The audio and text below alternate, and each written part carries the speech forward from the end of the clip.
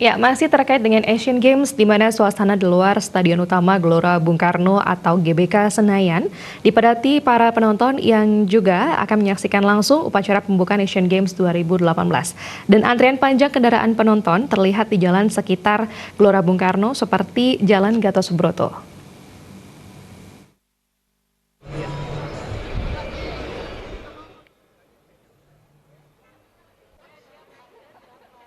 Dari tim pantauan, suasana di luar Stadion Utama Gelora Bung Karno Senayan sudah mulai dipadati oleh para penonton hingga sore hari menjelang malam pembukaan Asian Games 2018. Suasana lalu lintas di jalan-jalan protokol sekitar Gelora Bung Karno seperti Jalan Gatot Subroto, Jalan Tamrin, serta Jalan Pemuda sudah mulai terlihat antrean panjang kendaraan penonton. Petugas polisi lalu lintas pun mengatur arus lalu lintas kendaraan untuk diarahkan menuju kantong-kantong parkir di sekitar Gelora Bung Karno.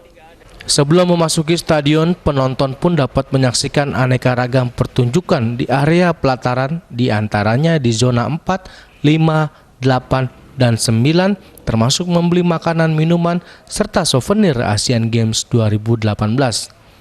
Sekitar 10 ribuan jurnalis platform yang berasal dari seluruh dunia tercatat meliput seluruh rangkaian Asian Games 2018 yang akan berlangsung 18 Agustus hingga 2 September mendatang.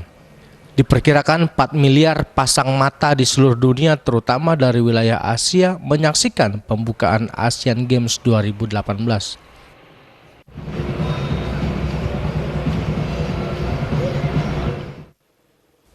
Presiden Republik Indonesia Joko Widodo serta Wakil Presiden Yusuf Kala turut menghadiri pembukaan Asian Games 2018 ini.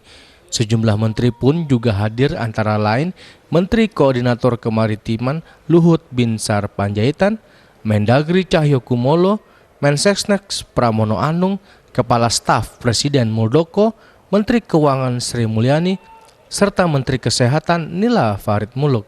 Asian Games yang diikuti 17.000 atlet dari 45 negara resmi dibuka pada Sabtu malam. Upacara pembukaan Asian Games diawali dengan tarian saman yang dibawakan ribuan penari yang kemudian diikuti oleh parade dari negara-negara peserta.